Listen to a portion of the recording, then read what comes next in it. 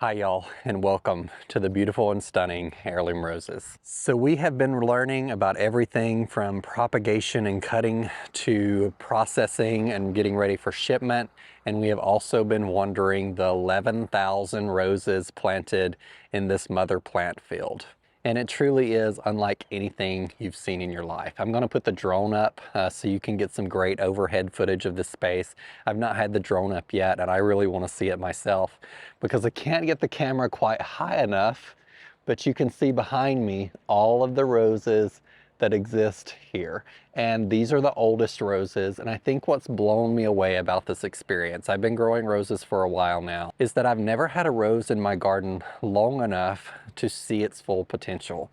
And coming here and seeing the massive size of blooms, the habits these plants can take, has been really like life-changing for me. So based on this experience, I know I'm going to be growing more roses in my garden, and seeing them in person has allowed me to pick out some really nice varieties that I'm adding to my list. I'm going to walk around and just walk you through the field because I think it's very beautiful to see, but I also want to show you some of the varieties that I ordered and that are in my garden now so you can see them at full size. And then we'll check out a few varieties that have really caught my eye and that I'm going to be adding to my list going forward.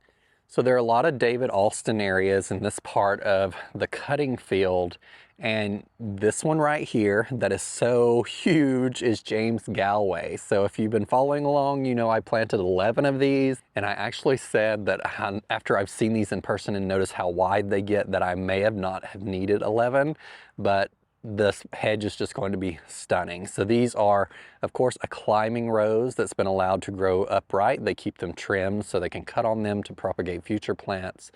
But look at these full-size roses here. Really gorgeous, really healthy looking foliage, and it's just stunning to see these in person. If you're watching, you know I left my last garden in August and moved to the new property, and so all of my roses were left behind. So I had some that were a few years old, but none that were quite as established as these in this garden. So Heirloom Roses offers over 900 varieties of roses. There are some roses in this field that they no longer offer that they're growing on. There's some they're keeping here just to maintain the history of those roses and the genetics. And let's take a look at some more of them. This is Lady of Shalott by David Alston. It is one I've grown at the last house, and it got really large for me there. But I've never seen it as like a full-size shrub rose. Where I placed it at the last house, I had misplaced it because I kind of underestimated its performance, because it grows pretty quickly in my experience in Southwest Ohio. But I love these blooms, and I just want to raise the camera here so you can see as far as the eye can see all of the roses here. Now, some of the things we've done this week, it's been really interesting. I learned best practices for propagating roses. I learned that they also cut off these plants, but a lot of their roses that you will receive are in their second year. So they propagate them, and it may be a year or two before they're sold because they want the quality to be high enough to ship them to you. And because they allow them to get so old, they can propagate off their existing roses that they have potted that they're going to be selling to consumers. When you receive a rose from Heirloom Roses, it is completely defoliated, and that allows the plant to transition better in shipping. And of course, once it gets in your garden, it will spring right back to life and be beautiful for you in just a matter of weeks. Something else we talked about this week was rose disease, and particularly rose viruses, which I found the most interesting because a lot of us know about rose diseases such as black spot or powdery mildew or some of those other fungal or bacterial diseases, but rose viruses are also apparently pretty common. So Heirlooms has a really stringent process where they test everything. If they're getting a new variety in, they keep it across the street. They don't even allow it into the nursing facility until it's passed all of the tests and it comes back clean. It's a very interesting that we showed a test report card for lots of different varieties, and sometimes they get some that are not good and they dispose of them and they'll try and order them from somewhere else to test. And they keep doing that process until they get a clean plant here that they can grow on for their customers. This area over here is some of their oldest roses, and as I pan the camera around, you'll see way back there they have a lot of newer plantings that are much smaller. So we're going to transition to that side of the garden. It is quite a walk. I don't know how many acres this is, but it'll wear you out walking all the way back and up and down every aisle. So we'll walk over there in a bit, but I want to stop and just show you some of the varieties that just kind of stopped me in my tracks, just looking at them. Ones I had really never considered just from looking at the website. So one I really want to point out to you who may have space constraints is Queen of Sweden. I have never seen this rose in person.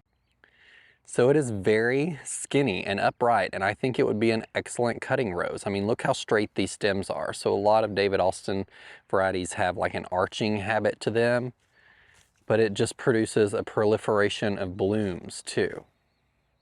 And you can see how gorgeous these are on the plant and how sturdy the stems are. And like this variety is called Electron, which really catches the eye, and just comparison to my hand here, this bloom is massive. I'm gonna pull it off. Like, look at the size of this. It's as big as my face.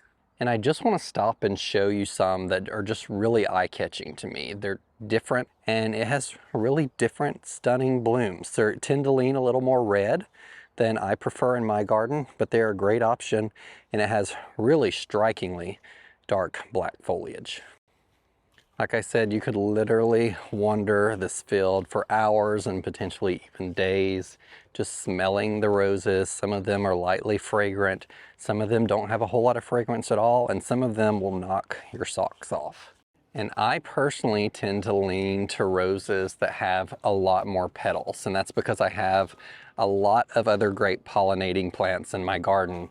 But if you like roses that are good for pollinators, they also offer a great variety of low petal versions that smell great, and you can find those on their website. This is a variety called Francis Meeland, and I think it's really stunning too. You can see these beautiful pinkish blooms here, but then as it ages out, these are also just massive, massive blooms.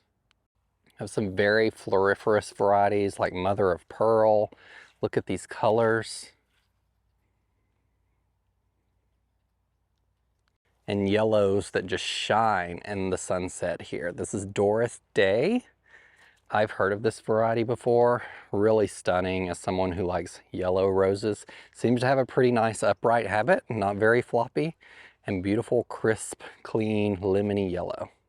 All right, here's a variety that has been on my list when I was selecting last year, and I kind of selected a darker purple, but I'm really loving this one. It's called Poseidon, and it's a very light purple and really roughly petals. Isn't that gorgeous?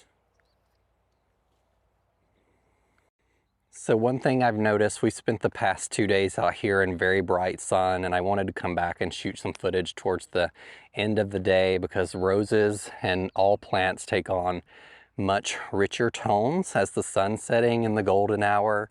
And this one is called Jump for Joy, and it had not caught my eye, I don't believe, earlier the past 2 days, but walking by it at sunset, all of these roses are the color that I love so much. And it smells really incredible. I've heard this variety mentioned as well before. It's Gloria Steinem, really beautiful white to pink. Let's look at the creamy center, or the pink center of these roses as they're coming out, and then they transition to a white. A lot of white roses do that, but really stunning here in a hedge. Earlier today, we also went over some of the top 20 roses that Heirloom Roses sells, and the number 1 is Eden Climber, which is a beautiful rose, but I'm going to show you number 2, which is Parfuma Earth Angel. And because they sell so many of these roses, there's a lot of them out here in the stock field.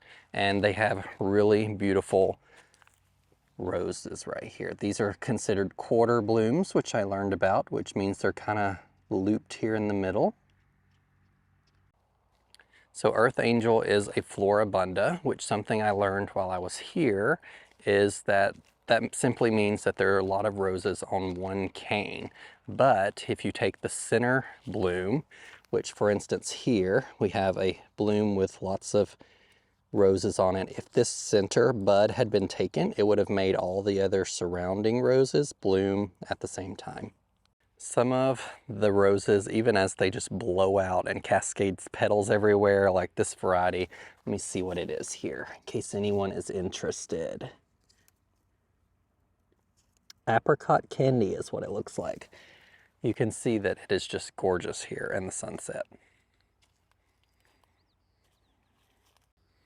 I love this view. You can see there's some valleys in this field, which is really beautiful for just the landscape and the scenery here and the views. I've met a lot of other great content creators while I'm here, including Marv, whose channel is Planted in the Garden. He's a Canadian content creator who is growing on a small scale in Canada. So if you're interested in vegetable garden, producing food, using roses in an edible form, you can check him out on YouTube and Instagram. And then we have Angela, whose channel is Growing in the Garden, and she's growing in Arizona, teaching everyone about growing in very hot climates. So if any of you are watching. Yeah, so great to meet Matthew. I have enjoyed getting to know him. He is a wealth of knowledge. Loved it. Thank you. And this is Austin from Buzzed and Blooms, a fellow Southerner from Tennessee on Instagram. Tell us about what you do. Yeah, so I grow vegetables and cut flowers in Zone 7A, and we're touring these beautiful rose farms out here. Yeah, and what he didn't tell you is he used to be a cut flower farmer, so you can follow him for great content. So thank y'all so much for following along on this video and this welcome to Heirloom Roses. I have had an excellent time. Thank you so much for the Heirloom Roses team. Y'all have been super hospitable to all of us from all over the country that traveled this far to view these beautiful gardens and hear production facilities. Thank y'all so much for following along. I'll see you soon in the garden when I get back home. And remember, be a light. Take care. Bye.